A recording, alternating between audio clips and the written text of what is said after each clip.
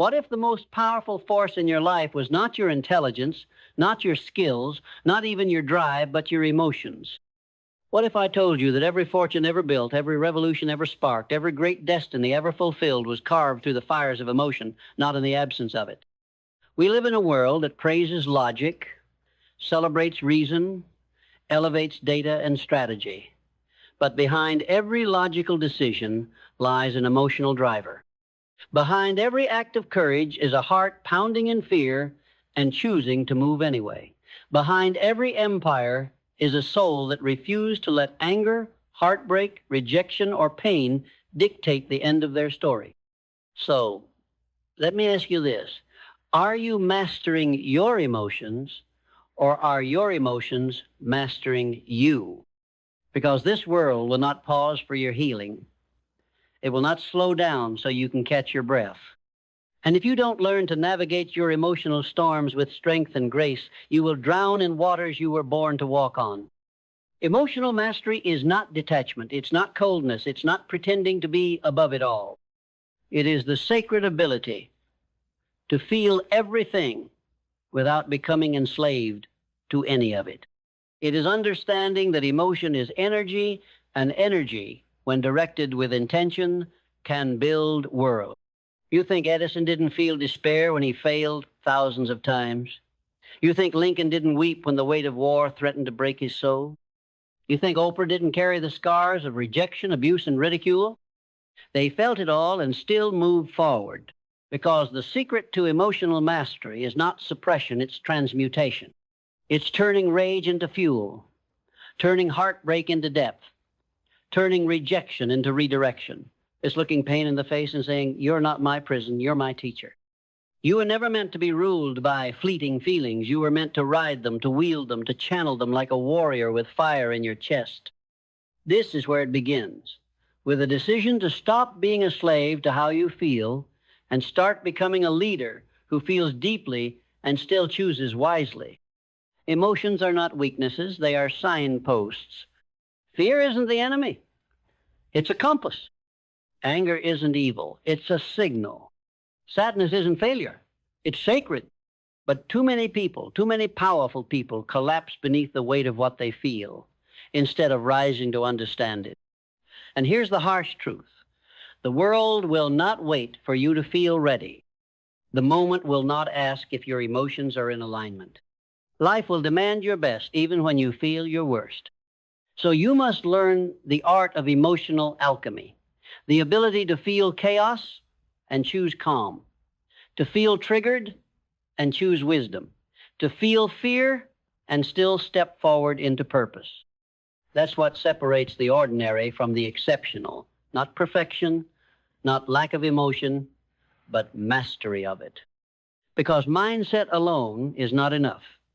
If your heart is chaotic, no amount of strategy will save you. You must go deeper. You must understand what drives you, what wounds still speak through your voice, what fears hide behind your habits. Because until you do, you will sabotage yourself at every level. You will build a business and destroy it because you're afraid of being seen. You will attract love and push it away because you're afraid of being hurt again. You will dream big and then shrink in the face of success because part of you still believes you're not worthy. And this is why emotional mastery is the key to everything. Not because it removes emotion, but because it liberates you from being controlled by it. Clarity comes when you can sit with your feelings without letting them drive the car. Discipline emerges when you stop using how you feel as the measuring stick for what you do. Vision sharpens when you're no longer clouded by internal storms. And purpose ignites when you stop asking, do I feel like it? And start declaring, this is who I am. I wrote that the emotion of faith is the only known antidote for failure. And faith, my friend, is not an emotion that visits the comfortable. It is forged in the furnace of emotional mastery. You must build that furnace. You must become the firekeeper of your inner world. And to do that, you must unlearn the lie that says your feelings are final. Unlearn the myth that says emotional people are weak. Unlearn the belief that your past pain is your present identity. Emotions are data, not directives. They inform you. They don't define you. Feel them. Acknowledge them. Learn from them. But never let them sit in the driver's seat of your life, because life will test you not when you're ready, but when you're raw. It will hit you in the gut when you've barely gotten back up. And in those moments, your power will not come from positive thinking. It will come from practice, from training, from repetition, from knowing deep in your bones that no matter how intense the storm, you know how to stay grounded. Emotional mastery is a discipline. It's what made Marcus Aurelius rule an empire through stoic wisdom. What made Harriet Tubman lead others to freedom night after night, heart pounding but soul steady? What made Martin Luther King Jr. stand with unwavering grace, even while surrounded by hate? They were not emotionless. They were emotionally anchored. And so must you be. Because here's what no one tells you about success. It's emotionally exhausting. Yes, it's thrilling. Yes, it's empowering. But it also demands a level of inner regulation that most people never talk about. You will face criticism. Can you hold your center? You will experience loneliness. Can you stay true? You will feel moments of intense doubt. Can you still act in faith? You see, the strongest people aren't the ones who feel nothing.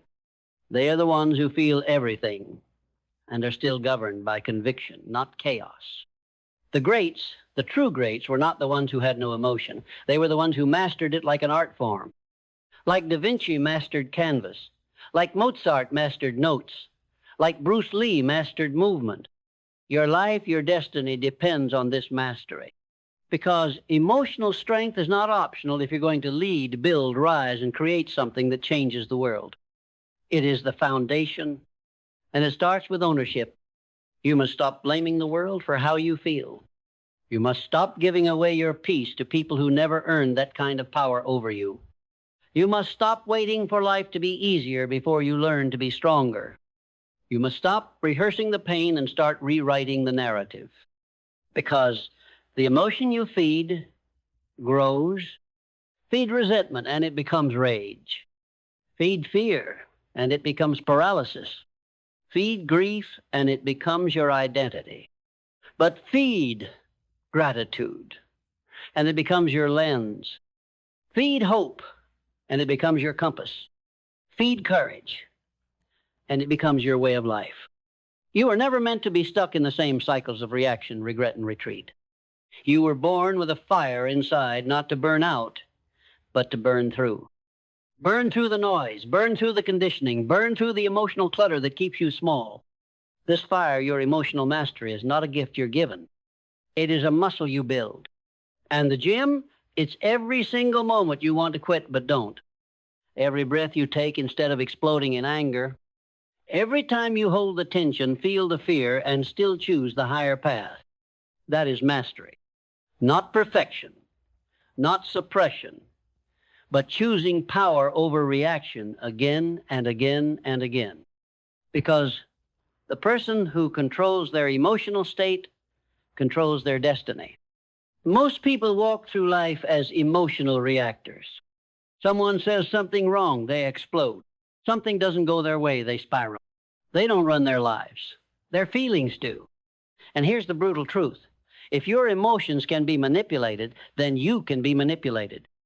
If a comment on social media can derail your day, if one person's disapproval can make you shrink, if fear of judgment can paralyze your potential, then your power is not your own. It belongs to anyone who knows which buttons to press.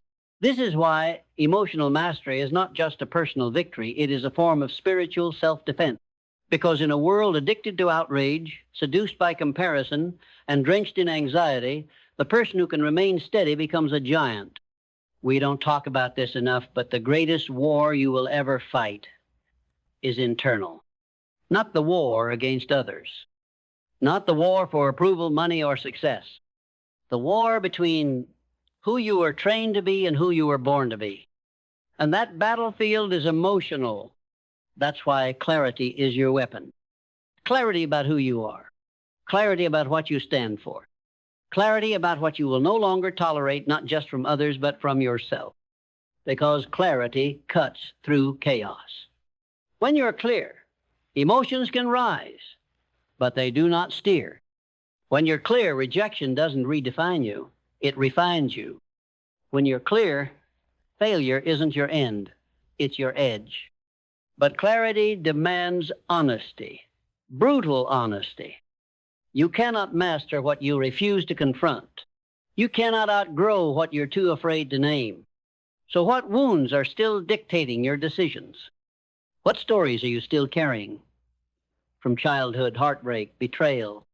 What part of you still believes you're too much or not enough? Emotional mastery begins with emotional awareness. The courage to face the mirror and say, I will no longer carry what no longer serves me. Because carrying pain doesn't make you strong. Releasing it does. Letting go is not weakness, it's wisdom. And when you do, when you finally release what's been dragging behind you like chains, you begin to feel lighter. Not numb, not fake happy, but clear. And from that clarity comes vision. Not fantasy, not escapism. Vision, the sacred ability to see what isn't yet real and act as if it already is. Vision is born not in the mind, but in the spirit. It's what allowed Nelson Mandela to envision peace from inside a prison cell. What drove Elon Musk to keep building after every explosion? What let Maya Angelou turn silence into power, pain into poetry, trauma into truth? Vision is the lighthouse when emotion blinds you. It reminds you of where you're going when the storm says, turn back. Because here's what you need to understand. There will be storms, setbacks, betrayals, delays, losses. You will cry. You will rage. You will want to give up. But the question is not whether emotions will come.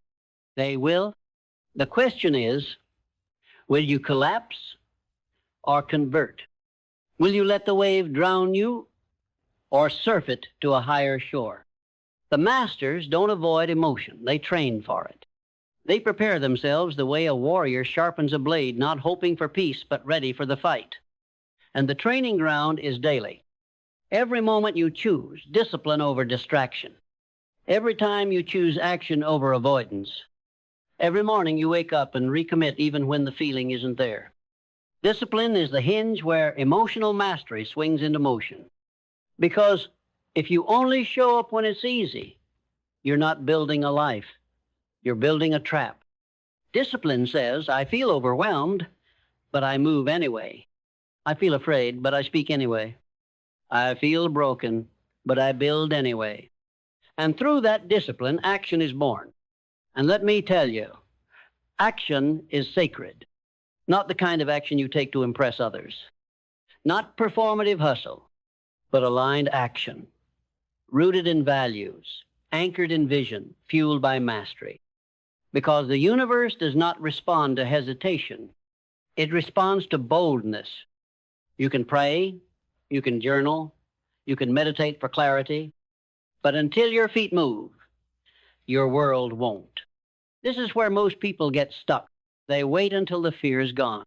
They wait until the timing is perfect. They wait until they feel inspired. But emotion does not dictate alignment. Action creates alignment. You think Edison waited for confidence before trying again? No. He acted in faith, in defiance of emotion, in service of vision. He let motion carve the path that emotion couldn't see yet. And you must do the same. Because the longer you delay action, the deeper fear roots itself into your nervous system. You must become the kind of person who doesn't wait for the mood to strike. You create the mood by moving. Because here's the truth. You will never feel ready to do the most important things in your life. You will be terrified when it matters. You will be overwhelmed when it's real. And that's exactly when you must move. Because that movement, trembling, messy, imperfect, is the birth of transformation. And that, my friend, is where greatness is forged. Not in comfort, not in clarity, but in chaos. The Wright brothers didn't invent flight in a lab. They crashed into greatness.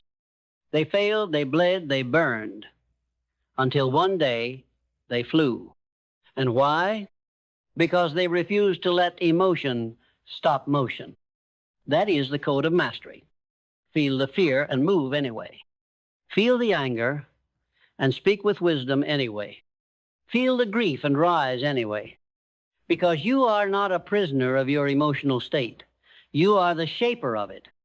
You are the sculptor, the architect, the sovereign, but only if you choose it. Every day, every breath, every decision. And in that choosing, you reclaim your life. Not the one defined by emotional reactions, temporary storms, or old patterns, but the one defined by you, the real you, the grounded you, the focused, fierce, faithful, free you. But what happens when you've done the work? When you've mastered the storm inside your mind? When you've taken the step, spoken the truth, owned the moment, and life still knocks you flat? What happens when all the inner training meets a situation that takes more than strength, that demands grace? Because there's a deeper layer of emotional mastery, one that isn't taught in boardrooms or shouted from stages. It's the quiet mastery of grace under pressure. It's what separated Lincoln from his rivals, Gandhi from his jailers, Mother Teresa from her critics. It's the ability to stand in the fire and not become the flames, to be hurt and not retaliate, to be insulted and not shrink, to be misunderstood and still walk in truth. Grace is not softness. Grace is steel wrapped in velvet. It is restraint when ego wants revenge. It is composure when chaos demands your reaction. It is choosing presence over pride. Because here's the secret. Mastery is not just doing the hard thing. It's doing the right thing when it's hard. It's not screaming your power. It's embodying it. When the world tries to drag you into the mud of petty conflict, when people try to provoke you, to pull you into their storm, you don't argue. You don't stoop. You don't explain. You elevate, because your energy is currency. Your time is sacred. And not every insult deserves a response. You think Martin Luther King Jr. wasted his fire fighting every critic? No. He had a dream too big to be distracted by small minds. And that's what grace does. It guards your focus. It whispers, not everything deserves your reaction. Because the moment you react emotionally to every slight, every jab, every disrespect, you hand over the keys to your peace. Grace is the art of knowing when to walk away, not in defeat, but in dominion. You rise not by winning every battle, but by choosing which ones are worthy of your energy. And when you master grace, you begin to radiate something rare in this loud, reactive world. Stillness. Stillness is not passivity. Stillness is presence with power. It's what made Bruce Lee say, be like water, because water doesn't fight the rock, it flows around it. It doesn't force, it finds a way. Stillness lets you see with clarity what noise would have distorted. It gives you space between impulse and action. And in that space, you reclaim your sovereignty. Because no one can control a person who controls their response. Stillness is the birthplace of wisdom. When everyone else is reacting, rushing, proving, you pause. You watch. You breathe. You decide. And from that decision comes alignment. Emotional mastery is not about suppressing how you feel. It's about directing that energy toward your purpose, not your pain. It's about channeling, not choking. Because emotions are not enemies. They are messengers. They are signals, not commands. Your fear says, pay attention. Your anger says, a boundary has been crossed. Your sadness says, something mattered. But none of them get to drive the car unless you choose. You are not the emotion. You are the witness, the commander, the author. You write the story, not your wounds, not your triggers, not your fears. And when you do, when you rise in ownership over emotions, something incredible happens. You start to experience peace. Not the peace of nothing going wrong, but the peace of knowing that no matter what goes wrong, you won't lose yourself. That peace is unshakable. It is what kept Viktor Frankl sane in a concentration camp. What allowed Nelson Mandela to emerge from prison with purpose instead of poison? What kept Malala speaking after being shot in the face for going to school? That peace comes from knowing your soul is no longer tossed by the tides of circumstance. It is anchored in purpose, anchored in principles, anchored in your decision to respond with mastery, not instinct. And from that anchor, you build resilience. Resilience is not bouncing back. It's bouncing forward. It's taking every scar, every failure, every betrayal, and using them as bricks. Bricks to build a stronger foundation. You think success is reserved for the lucky? No, it belongs to the emotionally resilient. The ones who don't crumble when the plan changes. The ones who adjust without abandoning their vision. The ones who are willing to sit in discomfort without quitting. Resilience isn't loud. It's the quiet voice that says, get up again. It's the soul that refuses to be broken by a broken world. And it is trainable. You train it every time you don't let temporary feelings rewrite permanent purpose. You train it every time you move through resistance instead of waiting for motivation. You train it every time you say, this is hard, but I'm harder. And that's the moment you become dangerous, not to others, but to limitation, to smallness, to the version of you that once believed you couldn't handle it. Because now you know you can handle pain without becoming bitter. You can feel fear without becoming paralyzed. You can carry grief without being defined by it. You are not a slave to emotion. You are the alchemist. And in your hands, even heartbreak becomes fuel. Even setbacks become stepping stones.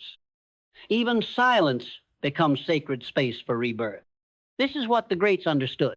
Not just how to achieve, but how to endure. Not just how to win, but how to walk with integrity through loss. Because anyone can smile when things are easy. Anyone can show up when they're being cheered. But who are you when no one is watching? Who are you in the dark? That's the test. That's the measure. Not of how successful you are, but how unbreakable you are.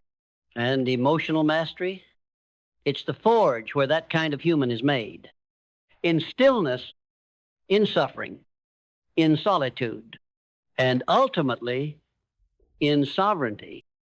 Because here's the truth, no one tells you. You cannot lead others until you learn to lead yourself. And self-leadership begins in the realm that no one else sees, the unseen battlefield of the heart. The world trains us to master skills. It tells us to collect credentials, stack accomplishments, chase validation, but none of that will save you if you haven't mastered your inner world, because eventually you will face something you can't outwork, something you can't fix with hustle or numb with noise. Eventually life will hand you all your fears, all your failures, all your unmet wounds and unseen truths. And in that moment, the only thing that will matter is this. Do you trust yourself enough to feel it and not run? Because most people run. They run into distraction, into blame, into busyness and burnout and bitterness. Anything to avoid sitting in the truth. But you are here for something greater. You are here to master what others avoid, to feel without drowning, to break without quitting, to rise without resentment. That's emotional mastery.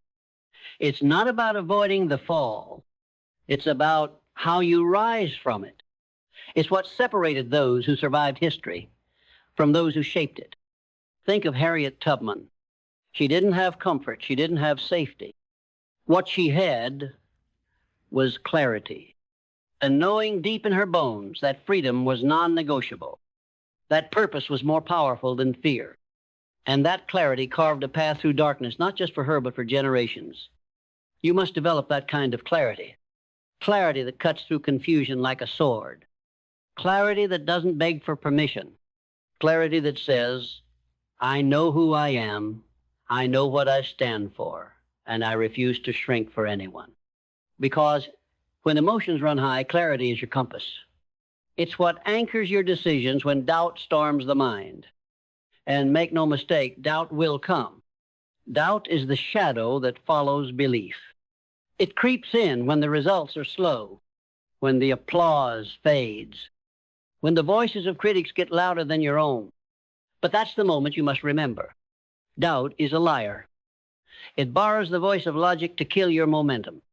It pretends to protect you while it slowly poisons your potential.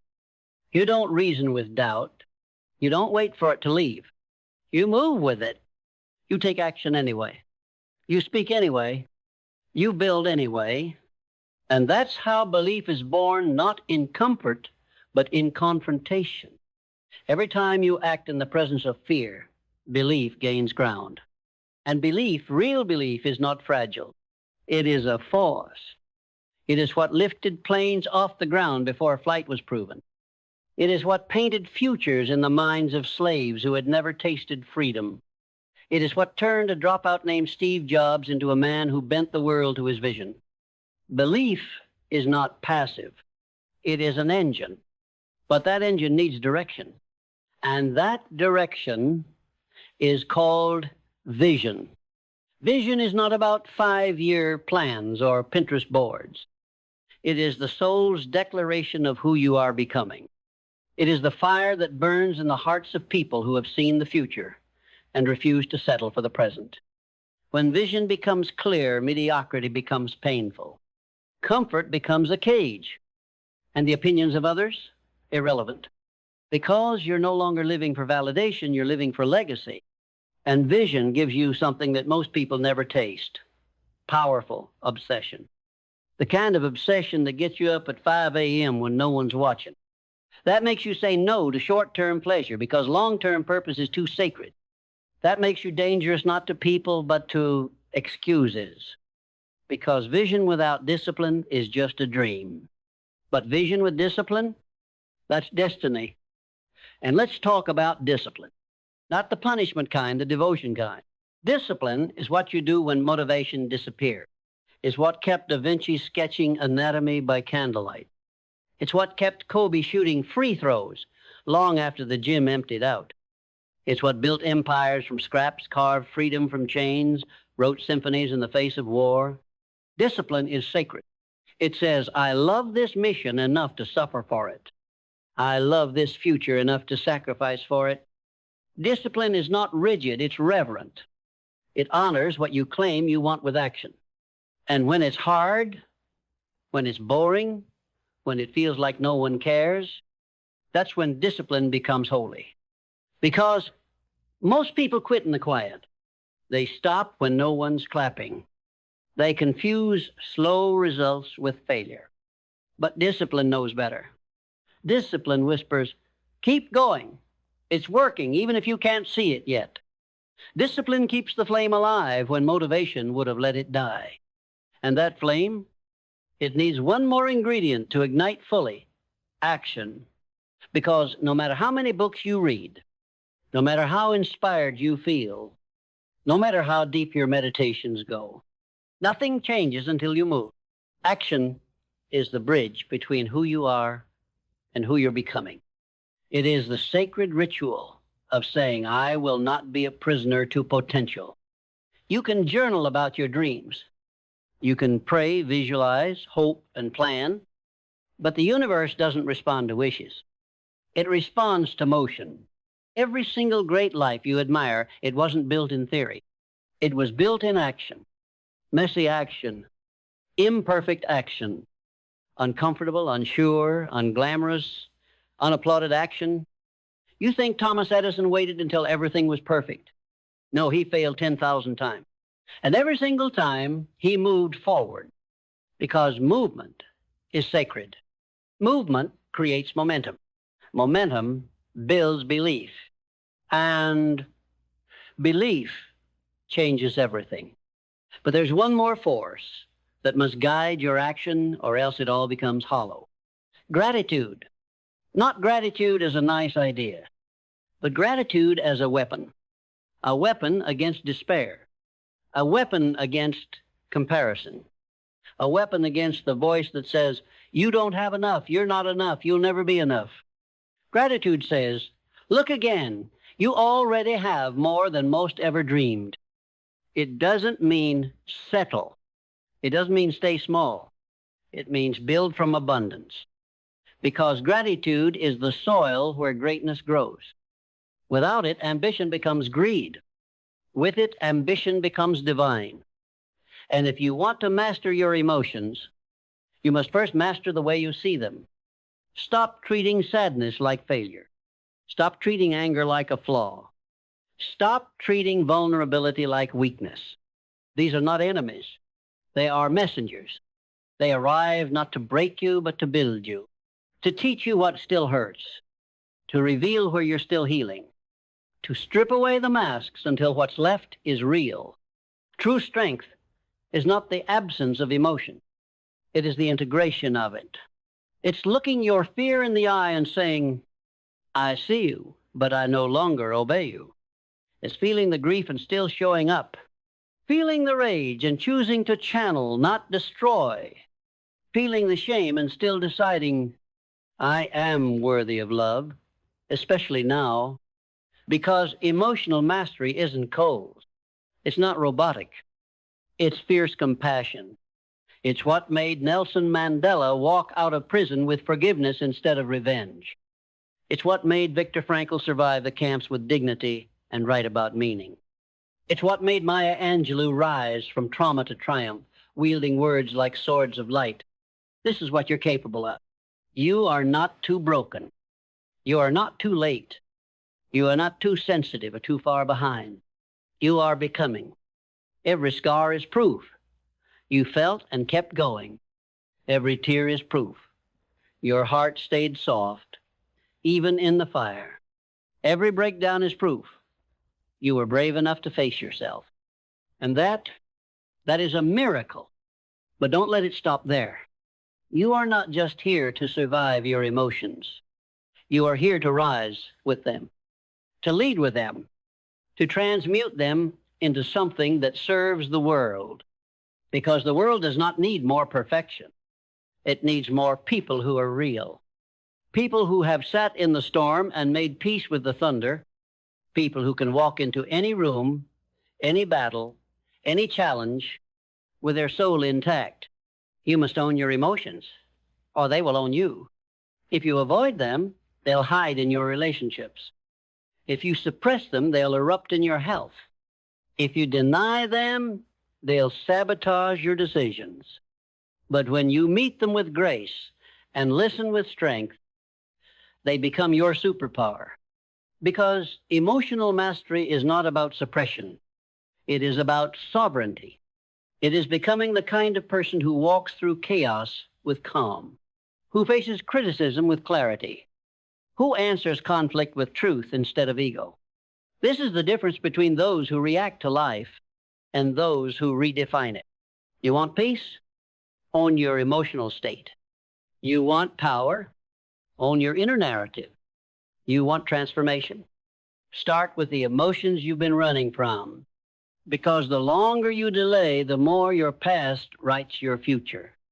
But when you decide right now to face the truth, to reclaim your wholeness, to forgive what hurt you, to feel what haunts you, to choose what serves you, you take back the pen and you rewrite the story, not as a victim, not as a survivor, but as a master of the mind, a master of the heart, a master of your energy, focus, and future. And maybe, just maybe, that's what life was trying to teach you all along, that the pain wasn't punishment. It was preparation, that the chaos wasn't a detour. It was initiation, that the breaking wasn't the end. It was the birth of the version of you the world has never seen. And now you stand here, not hollow, not hardened, but holy, because you walked through the fire and brought your light with you. So don't you dare shrink. Don't you dare apologize for your strength or your softness or your storm. Don't you dare wait for the world to give you permission. because you've already earned your crown. You earned it in the quiet. You earned it in the conflict. You earned it in the healing no one clapped for. You are not here to blend in. You are here to blaze. So rise with grace like water, with strength like stone, with power like fire, and with a heart that remembers. You were never meant to simply survive emotions. You were meant to master them, to move with them, to transform through them. This is your time. This is your chapter.